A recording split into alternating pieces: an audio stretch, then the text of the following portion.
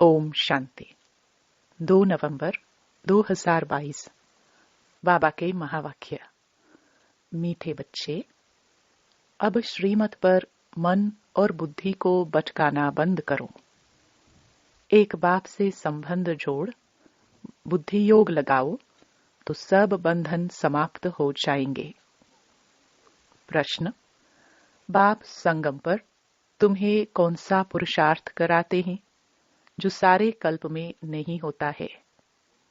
उत्तर: बंधनों से बुद्धि योग निकाल संबंध से बुद्धि योग जोड़ने का पुरुषार्थ अभी बाप तुम्हें कराते हैं। इस समय ही एक तरफ तुम्हें संबंध खींचता तो दूसरी तरफ बंधन। यह युद्ध चलती रहती है। आसुरी बंधन से ईश्वरीय संबंध में आने का यही समय है, क्योंकि ईश्वर को यथार्थ रूप से तुम अभी जानते हो। ईश्वर को सर्वव्यापी कहने से संबंध जुड़ने के बजाय टूट जाता है, बुद्धि विपरीत हो जाती है। इसलिए जब यथार्थ पहचान मिली तो संबंध में आने का पुरुषार्थ करो। गीत। धीरज धर मनुवा। ओम शांति। मनुष्य मात्र का मन और बुद्धि अर्थात आत्मा का जो मन और बुद्धि है, वह अनेक प्रकार के भ्रमों में भटकता रहता है। यहाँ तुम बच्चे अनेक प्रकार के भटकने से छूटने का पुरुषार्थ कर रहे हो। आत्मा कहती है, मेरा मन भटकता है। अब बाप कहते हैं, तुमको भटकने की दरकार नहीं है। आधा कल्प तुम्हारा मन बुद्धि भटकते भटकते हैरान हो गया। अब श्रीमत पर मन बुद्धि को भटकाना बंद करो। एक तरफ बुद्धि का योग लगाओ। देह अभिमान में आकर बहुत भटके हो। अनेक प्रकार के मित्र संबंधियों आदि का बंधन रहता है। बाप कहते हैं, उन सबको छोड़ो, एक के साथ संबंध जोड़ो। कहते हैं, हमारा मन बहुत भटकता है, एक के संबंध में जुट नहीं सकता। हम चाहते भी हैं ऐसे मीठे मीठे बेहद का सुख देने वाले बाप के साथ योग पक्का रखे, कहाँ भी बुद्धि भटके नहीं। बाप कहते हैं, आधा कल्प से आसुरी मत पर भटकते भटकते तुम हैरान हो गए हो। अब यह भटकना छोड़ दो। मैं आत्मा हूँ, यह भूलने से समझते हैं मैं देह हूँ, तो देहों के साथ संबंध हो जाता है। बाबा ऐसे नहीं कहते हैं कि तोड़ दो, लेकिन तुम इस मृत्यु लोक के बंधन में रहते हुए ईश्वरीय संबंध को याद करो। यह है बंधन, वह है संबंध। बंधन होता है दुख का, संबंध होता है सुख का। बंधन और संबंध दोनों अलग अलग हैं। बंधन अक्षर पुरानी दुनिया से, संबंध अक्षर नई दुनिया से लगता है। अब तुम नई दुनिया के मालिक बनने वाले हो, तो नई दुनिया के साथ संबंध जोड़ो। इस बंधन में रहते हुए संबंध के लिए पुरुषार्थ करना है। संबंध किसके साथ रखना है? ऐसा तो कोई है नहीं जो कहे मन मना भव, मध्याजी भव, और कहे कि बेहद के बाप से और बेहद सुख के वर्षे से संबंध रखो। बाप ही यह संबंध जुड़ाते हैं। जब तुम बंधन में हो तो तुमको पुरुषार्थ कराने वाला कोई मनुष्य नहीं है। एक ही बाप है जो बंधन से छुड़ाकर संबंध में ले जाते हैं। बंधन है मायावी राज्य में, संबंध है राम राज्य में व ईश्वरीय राज्य में। उनको ईश्वरीय राज्य और इनको आसुरी राज्य कहा जाता है, क्योंकि सतयुग ईश्वर स्थापन करते हैं। उसमें ऊंच पद पाने के लिए तुम बच्चों को पुरुषार्थ कराते रहते हैं। अब तुम संगम पर हो। सिर्फ संगम पर ही संबंध का पुरुषार्थ होता है, और कोई युग में यह पुरुषार्थ नहीं होता। बाप कहते हैं, मैं आकर बंधन से छुड़ाए संबंध में बुद्धि योग लगवाता हूँ।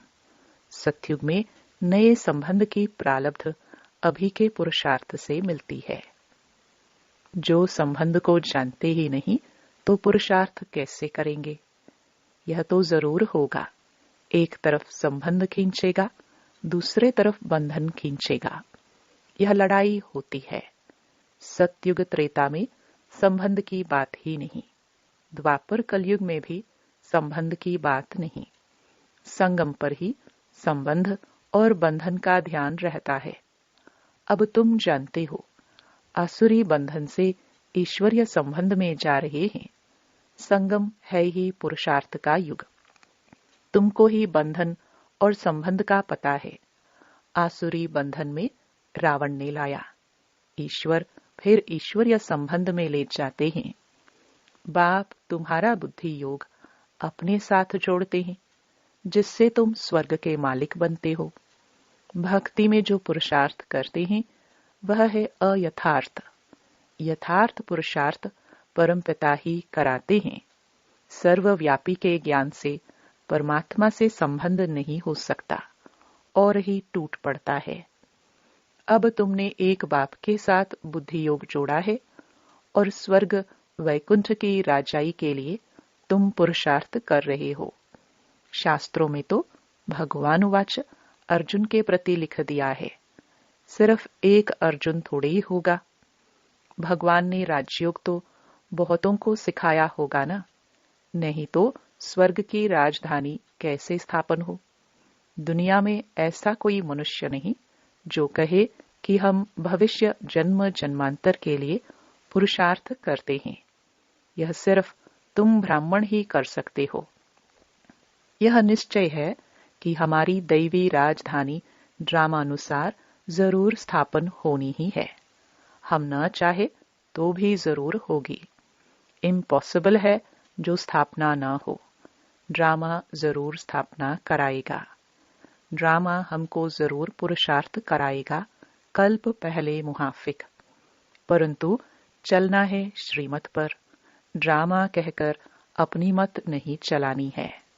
जानते हैं ड्रामानुसार भारत को स्वर्ग जरूर बनना है, फिर भी ऊंच मर्तबे के लिए श्रीमत पर पुरुषार्थ कराते हैं। टाइम भी बतलाते हैं। ड्रामा प्लान अनुसार बाप आया है। वह कहते हैं यह संगम युग पुरुषार्थ करने का है। पतित से पावन बनना है। संगम की बहुत महिमा है। वह है नदियों और सागर का संगम। यह संगम तो तुम्हारा अभी होता है। बाप कहते हैं मैं इस संगम युगे युगे आता हूँ। सारी दुनिया पतित जरूर बनने की है, फिर पतित से पावन दुनिया जरूर बननी है। जो भी मनुष्य मात्र हैं सबको हिसाब किताब चुकतो कर जरूर पावन बनना है। यह कयामत का समय है। बिगर पावन बने कोई भी सजनी परमपिता परमात्मा साजन के पिछाड़ी जा नहीं सकती। तुमने देखा है मक्कड़ टिड़ियां जब उड़ती हैं तो उनका एक लीडर होता है, उनके पिछाड़ी ही सारा झुंड उड़ता है। यह भी ऐसे हैं। साजन आया है गुलगुल बनाने। तुम सभी पावन बन जाएंगे। फिर जब मैं जाऊंगा तो तुम सभी आत्माएं सजनियां ढेर के ढेर मेरे पिछाड़ी भागेंगी। तुम सजनियां भी जानती हो कि हम यह शरीर छोड़कर भागेंगे साजन के पिछाड़ी। भगवान है एक, भक्तियां हैं अनेक। कोई किसको मानते, कोई किसको मानते। कोई कहते हैं संसार बना ही नहीं है, जिसने जो कहा सो मान लिया। अपनी मत अथवा मनुष्य मत को भ्रम कहा जाता है। बाप आकर सभी भ्रमों से छुड़ा देते हैं। यह है ही दुखधाम। अब सुखधाम जाने के लिए श्रीमत मिल रही है। निराकार बाप की मत मिल रही है। साकार मनुष्य से कभी श्रीमत नहीं मिल सकती है। रावण राज्य में आसुरी संप्रदाय को सिवाय परमपिता परमात्मा के श्रीमत कोई दे नहीं सकते, जिससे वह श्रेष्ठ बने। दिन प्रतिदिन मनुष्य और ही भ्रष्ट होते जाते हैं। उन सब की उतरती कला है, तुम्हारी अब चढ़ती कला है। तुम ब्राह्मण से देवता बनते हो, फिर उतरती कला शुरू होती है। देवता से क्षत्रिय, वैश्य, शूद्र बनेंगे। अब चढ़ती कला है। चढ़ती कला तेरे भाने सर्व का भला।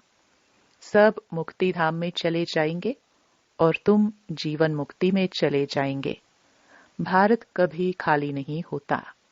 स्वर्ग जब होता है तब और खंड नहीं रहता। इस्लामी, बौद्धि आदि तो बाद में आते हैं। उनके पहले चंद्रवंशी रामराज्य था।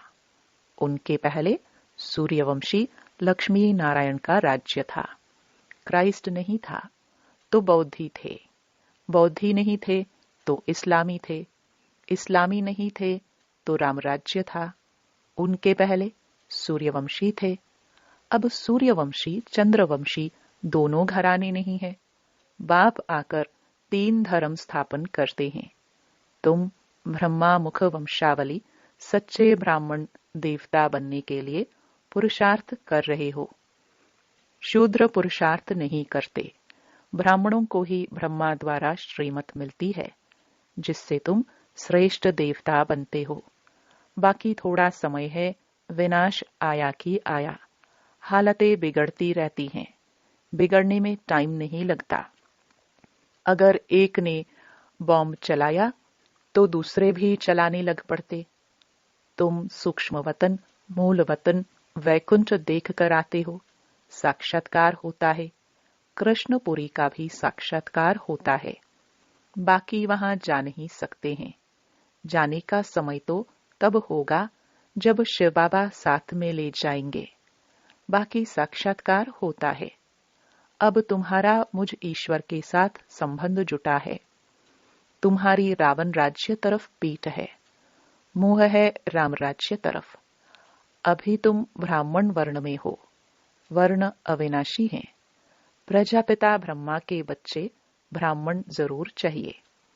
तुम ब्राह्मणों को वर्षा दादे से मिलता है। स्वर्ग की स्थापना करने वाला, राजयोग सिखलाने वाला शिव बाबा है। यह ईश्वरीय वर्षा आधा कल्प चलता है। फिर मिलता है आसुरी वर्षा। चढ़ती कला 21 जन्मों के बाद पूरी होगी। फिर आसुरी राज्य शुरू होगा। असुर यह रावण है। परमपिता परमात्मा को कहा जाता है बिंदी मिसल। दुनिया यह नहीं जानती कि शिव का रूप क्या है। वह समझते हैं इतना बड़ा लिंग है। बाबा कहते हैं जैसे तुम आत्मा का रूप बिंदी मिसल है, वैसे मुझ परमात्मा का भी रूप बिंदी मिसल है। जैसे तुम चमकता हुआ सितारा हो, वैसे मैं भी चमकता हुआ सितारा हूं। मैं सदैव परमधाम में रहता हूं। जन्म मरण में नहीं आता हूं। तुम जन्म मरण में आते हो। मैं पतित पावन हूं, तो जरूर मुझे परमधाम में रहना पड़े। अभी तुमको मैं पावन बना रहा हूं। बड़ी भारी भीति है। प्राप्ति बहुत है। 21 जन्मों के लिए तुम विश्व के मालिक बनते हो। पुरानी दुनिया को सिर्फ बुद्धि योग से भूलना होता है। कहते भी हैं यह बच्चा अथवा यह धन ईश्वर ने दिया है।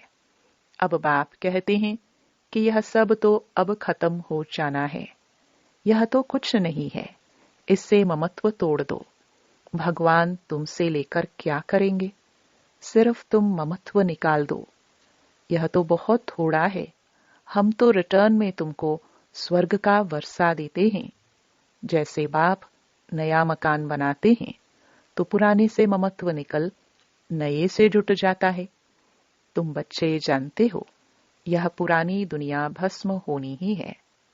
अभी हमको नई दुनिया में जाना है, इसलिए ममत्व मिटाए नए में जोड़ना है। कलयुग के बाद सतयुग आना है।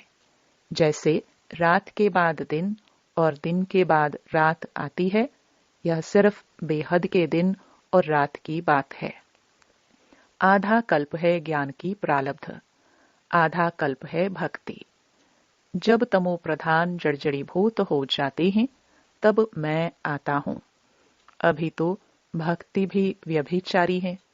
मुझे कण कण में ठीक कर भीतर में कह देते हैं। पत्थर को पूजा के लिए रखते हैं। पत्थर को ही शिव कहते हैं। पूजा के लिए यह पत्थर की प्रतिमाएं बनाई हैं। यह भक्ति मार्ग की सामग्री बहुत है।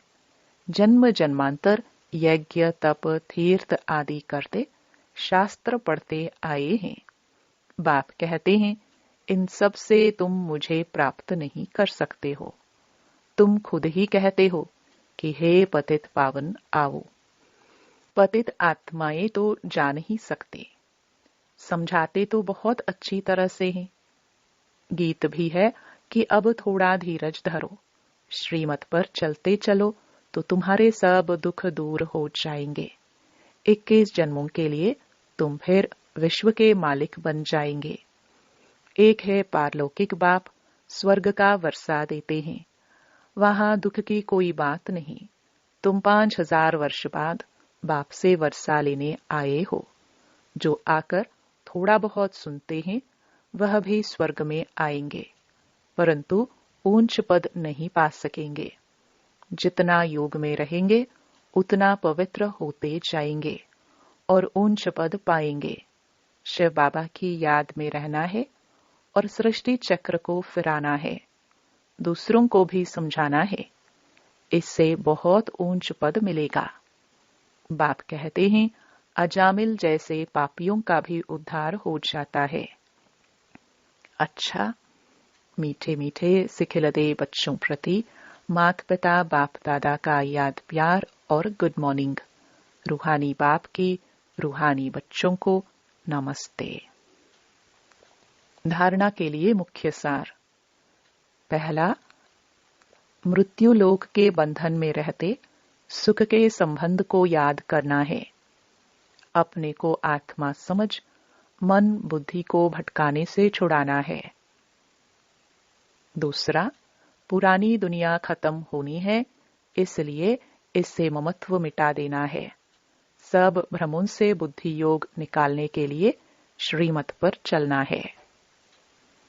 वरदान, किसी भी बात को फुल स्टॉप की बिंदी लगाकर समाप्त करने वाले सहज योगी भव। सभी पॉइंट्स का सार है पॉइंट बनना। पॉइंट रूप में स्थित रहो तो क्वेश्चन मार्क की क्यू समाप्त हो जाएगी। जब किसी भी बात में क्वेश्चन आए तो बिंदी फुल स्टॉप लगा दो। फुल स्टॉप लगाने का सहज स्लोगन है, जो हुआ, जो हो रहा है, जो होगा वह अच्छा होगा, क्योंकि संगम युग है ही अच्छे से अच्छा। अच्छा कहने से अच्छा हो ही जाता है। इससे सहज योगी जीवन का अनुभव करते रहेंगे। स्लोगन, स्नेह ही सहज याद का साधन है। स्नेह में समा जाना अर्थात सहज योगी बनना। ओम शांति।